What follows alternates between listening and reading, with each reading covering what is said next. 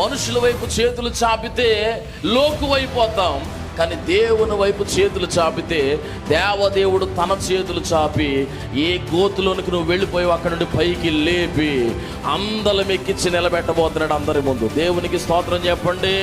ఈ రోజున మన జీవితాలు, మన కుటుంబాలు బాగోవాలంటే దేవుని కృప ఉండాలి మనకు. ఆమేన్ చెప్పండి.